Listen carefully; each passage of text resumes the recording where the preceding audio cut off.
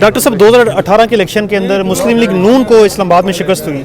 जैसा कि मरीम नवाज साहिबा ने बताया कि आइंदा हिकमत अमली तय करेंगे, तो क्या हिकमत अमली होगी जिसकी वजह से तीनों सीटें मुस्लिम लीग नून जीत सके? सबसे पहली बात तो ये है कि 2018 के इलेक्शन में जो RTS बैठा था और नताइज जो है वो PTI के हक़ में निकले थे। पहली बात तो ये कि ऐसा आइंदा होने वाला नहीं है।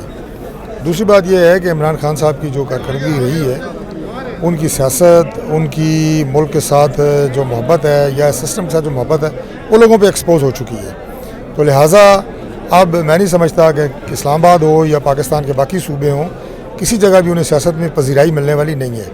और इस्लामाबाद की सीटों पे जिस तरह मेहनत कर रहे हैं, जिस तरह यहाँ पे इंशाल्लाह ताला अभी चीफ ऑर्गेनाइज़र बनी है मैडम मरीम नवाज शरीफ साहिबा, तंजीमी मामलात, वर्कर्स का जोश जज्बा आज आपने देखा है, और सबको मद्देनज़र रखते हुए इंशाल्लाह इस्लामाबाद की तीनों सीटें निकलेंगी, इंशाल्लाह जीतेंगे। तो बल्दियात के हवाले से क्या कहेंगे, क्या बल्दियाती इलेक्शन होने जा रहे हैं इस्लामाबाद में? देखिए, बल्दियात का जो इलेक्शन है वो सियासी जमातें जो हैं वो कभी भी इलेक्शन से कोई ना भागती हैं, ना उन्हें कोई मुश्किल है। अब इस वक्त चूँकि मुल्क में 2 असम्बलियाँ इस वक्त जो है वो